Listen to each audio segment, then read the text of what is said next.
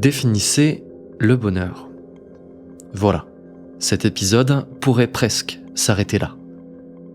Si je vous demande de me parler de la peur, du désir, de la joie ou de la haine, vous pourriez poser des mots, peut-être même des exemples tout à fait parlants dans vos vies. Mais le bonheur, au mieux me parlerez-vous de quelques-uns de vos moments de joie fugaces. Mais vous le savez bien, ce n'est pas ce que nous attendons quand nous parlons communément du bonheur avec un B majuscule. Le bonheur pose un problème très important. Il conditionne pour beaucoup nos vies. Nous disons le traquer, nous le pensons comme but et finalité de nos entreprises. Souvent d'ailleurs, de manière presque inconsciente. L'accession au bonheur est le réflexe peureux de nos pourquoi sans réponse. L'époque nous le vend en permanence. Il est cet objet que tout le monde recherche en tâtonnant dans le brouillard. Et pourtant, rien n'est moins certain, moins évident et moins tangible que le bonheur. Tout le monde semble l'apercevoir au bout du tunnel, mais personne n'est pourtant capable de le toucher durablement, ou du moins comme attendu, du doigt. À tel point que le bonheur a fini par m'apparaître presque suspect.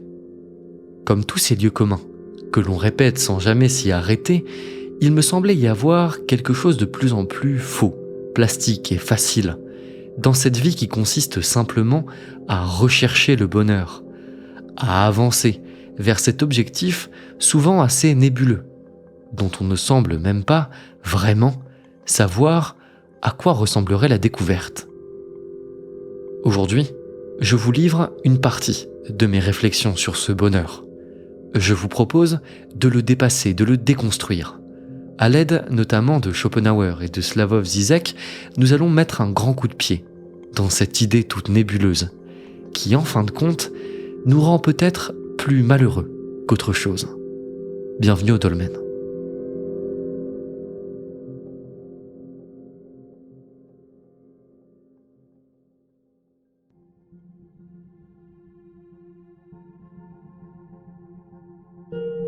Choisir de suivre son intuition n'a rien d'intuitif. Or, il faut suivre ce cap, sur la mer déchaînée des possibles. L'homme, dans sa coque de noix, doit au moins tenter d'attraper la barre, et ce, quoi que puisse en dire le monde.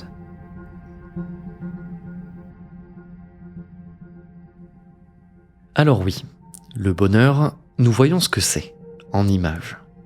Car c'est d'abord ce qu'il est, au fond, une projection d'images assemblées. Le bonheur est presque toujours un bel après, une douce impression à venir, dont nous ne saurions douter et pour laquelle nous croyons agir chaque matin, chaque fois que nous faisons, que nous nous engageons dans une ou plusieurs actions conscientes. Et il nous faut commencer par démystifier ces deux premières grandes idées. Non, nous n'agissons pas pour notre bonheur. Et non, le bonheur ne mérite pas que nous lui conditionnions la moindre de nos actions. Il y a un entretien du philosophe slovène Slavoj Žižek où, interrogé sur la notion de bonheur, celui-ci déclare « Vous savez, le bonheur est pour moi une catégorie très conformiste. S'il y a un point dans la psychanalyse, c'est que les gens ne veulent pas ou ne désirent pas vraiment le bonheur. Et je pense que c'est bien qu'il en soit ainsi. Au fond, nous ne voulons pas vraiment obtenir ce que nous pensons vouloir. Souvent, en effet, il faut le dire, ce que nous projetons sur la notion de bonheur n'est qu'une vulgaire sécrétion que l'époque imprime vaguement au fond de nos esprits. Une certaine idée de l'enviable, qui au fond est souvent à la fois outrageusement impensée et d'une affligeante naïveté. Non seulement donc ce que nous prenons pour notre bonheur n'est rien d'autre qu'une fable qui ne dit rien de nous, mais en plus, en réalité, nous ne la poursuivons qu'en apparence.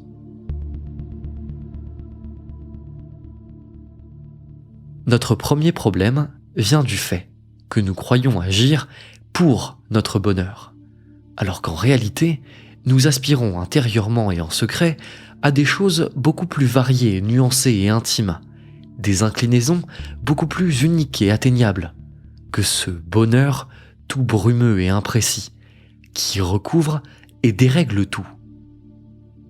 Mais ce faux bonheur ne se contente pas de dissimuler nos véritables attentes intérieures. Il est parfois un véritable poison pour nos vies. Il nous pousse à l'inaction et nous rend éternellement insatisfaits. Nous nous voyons comme engagés dans une quête épique pour atteindre un magnifique idéal de vie, dans lequel tout nous paraîtra léger, accessible et évident, où tous nos besoins seraient comblés, où tout nous sourira.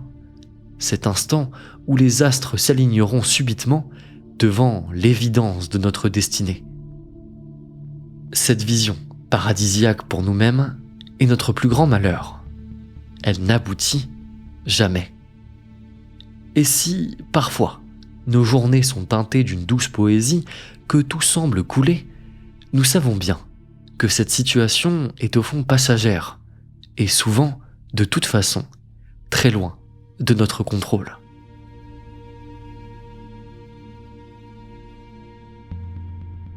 Cette recherche de l'impossible bonheur permanent et évident nous rend incapables de nous dédier de manière prolongée à une seule tâche. Car à peine la tâche entamée, le vent de la vie porte notre attention ailleurs. À peine entamée, la carrière d'écrivain, en voyant la foule qu'amasse le joueur de flûte, nous voulons nous faire musiciens. Le jour d'après, nous décidons que notre avenir est dans la peinture ou dans la révolution politique, ou pourquoi pas dans la découverte du monde, etc., etc. Devant la mer des possibles, l'homme se met à regarder, comme minuscule et négligeable, le moindre but qu'il se fixe. Tous les autres prennent à l'instant précis d'immenses proportions majestueuses. Le bonheur que l'on croit désirer fait de nous des girouettes, prêtes à tout, pour fouiller le brouillard à la recherche d'un je ne sais pas trop quoi, d'une sensation que nous serions incapables d'expliquer, mais que nous laissons pourtant décider de ce que nous faisons de nos vies. L'homme, qui croit désirer le bonheur, est au fond tiraillé par les démons de ses autres vies, qui le font zigzaguer, essayer, tenter, sans vraiment s'engager, regretter et souffrir en permanence encore et encore. Comment pourrait-il en être autrement, du moment qu'il continuera à poursuivre un but imprécis et parfaitement futile, comme si celui-ci était calculé et absolument nécessaire? Mais alors, que faire face à cette illusion du bonheur que l'époque dépose dans nos cœurs et qui nous transforme en girouettes éternellement insatisfaites à la recherche d'une idée que nous ne saurions même pas définir? C'est ce que nous allons voir à partir de quelques enseignements du philosophe Arthur Schopenhauer qui vont nous permettre de trancher dans cette immense mer des possibles.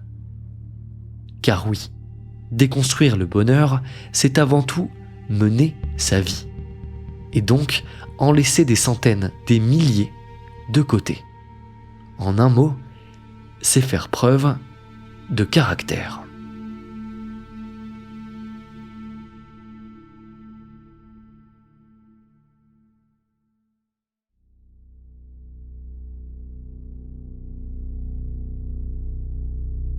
Si le piège du bonheur semble particulièrement puissant dans notre époque, c'est bien sûr en raison de l'hédonisme commercial présent dans nos vies, mais aussi, et peut-être surtout, en raison d'un présupposé qui nous anime malgré nous.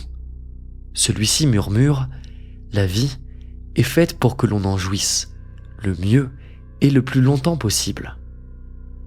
Schopenhauer s'élevait déjà en 1850 dans son petit traité « L'art d'être heureux » contre cette idée, qu'il rejette sévèrement.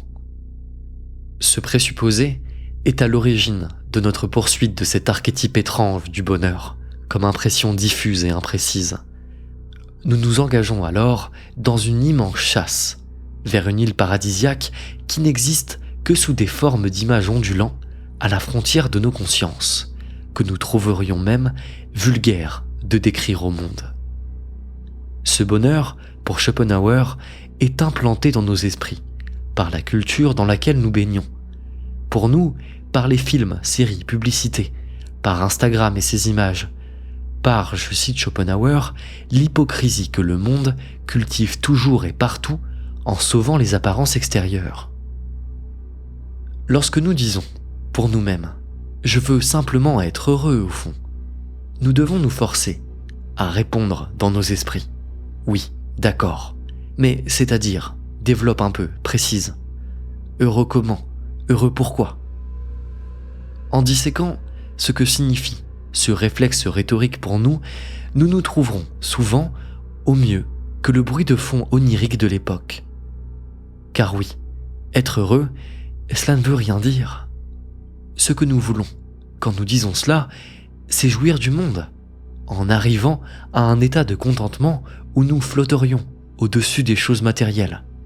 Et cet état n'existe pas ou n'existe plus. Cette citation de Schopenhauer résume bien mon propos.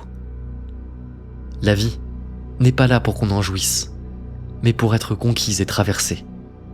Tâche de t'en sortir. La chasse au bonheur est une chimère qui ne nous conduit nulle part durablement.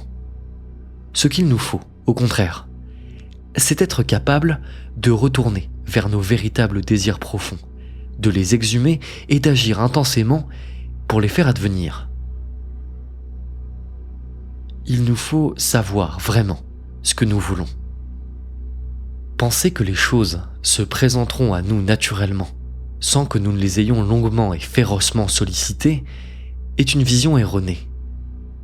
Le seul bonheur qu'il nous est donné de vivre est avant tout de savoir ce que nous voulons, précisément, et d'agir chaque jour pour que cette idée advienne. Alors oui, il y a peut-être moins de poésie à assujettir son existence à la recherche de la richesse, de la liberté, du savoir, de la cohérence, de la grandeur ou même de la sensibilité, que d'un bonheur holistique et ensoleillé. Mais comme l'explique Schopenhauer, le bonheur réel, celui que nous pouvons toucher du doigt, réside dans la satisfaction issue de nos propres forces, qui parviennent à agir dans le monde et à réaliser ce que la raison leur a ordonné de faire. Au fond, la création, la découverte, la passion nous remplissent tous d'une allégresse vitale qui dépasse en intensité et en température toutes les étincelles imaginatives du bonheur lointain et nébuleux. Le bonheur est avant tout dans l'actualisation et la sensation d'effectivité de nos forces, pas dans une quête d'un idéal diffus. Mais pour ça, encore faut-il savoir vraiment ce que l'on veut. Encore faut-il accéder à l'énergie vitale qui nous anime, à la volonté schopenhauerienne, au vouloir originel. Encore faut-il être capable de plonger en soi et d'en revenir avec une destination, un îlot de désirabilité vers lequel nous pourrons mettre le cap. Pour cela, il va falloir que nous simplifions nos identités, ou plutôt que nous nous débarrassions de tout ce que le monde nous a fait prendre pour nos désirs, que nous parvenions à retrouver l'anomalie et l'unique du désir qui réside dans chacun de nos cœurs. En quelques mots, garder son identité discrète et petite pour être toujours en phase avec sa véritable volonté individuelle. Mais cette thématique fera l'objet d'un prochain épisode.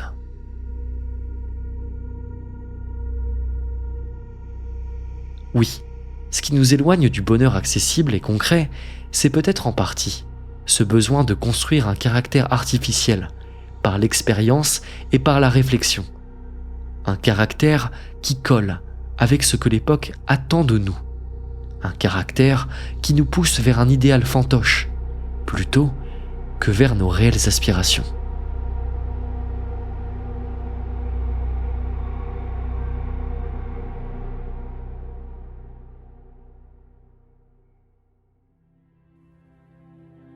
Pour conclure, le bonheur est aujourd'hui devenu la grande justification par essence de nos gesticulations inarticulées.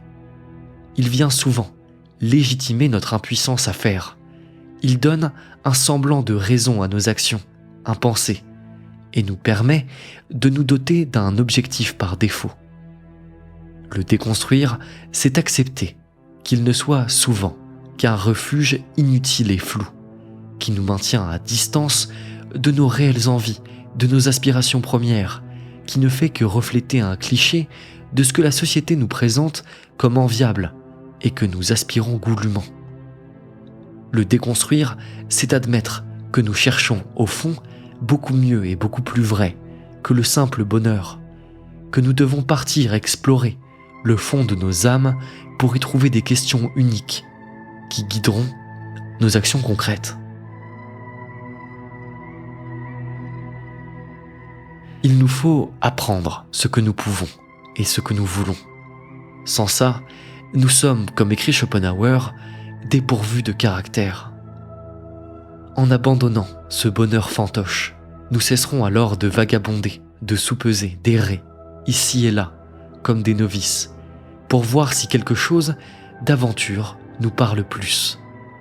Nous arrêterons de nous recouvrir d'identités changeantes selon le vent. Une bonne fois pour toutes, voilà ce que nous devons faire. Car ici est notre aspiration originelle. Et ici, nous sommes compétents et forts. Au diable le reste. Voilà où réside le seul bonheur accessible. La connaissance de soi, de son soi premier et non corrompu. Le bonheur est un « et si », un espoir du possible. Là où ce qui nous rend autant que faire se peut heureux est une action vers une certitude atteignable. Sénèque, dans sa lettre à Lucilius, écrit « Soumets-toi à la raison si tu veux te soumettre tout ». Se soumettre à l'idéal du bonheur, c'est faire précisément l'inverse. C'est se soumettre à tout, au royaume infini du possible, à d'éternels projets. C'est naviguer sur une mer déchaînée en ayant vaguement en tête l'idée d'une île. Nous valons mieux que ça. Nous sommes bien plus que ces petites embarcations à la dérive. Pourquoi désirer le bonheur lointain quand nous trouvons une joie indescriptible dans l'action, dans le combat, dans la résistance et dans le franchissement d'obstacles? Déconstruire le bonheur, c'est décider de guider sa barque. Voilà tout.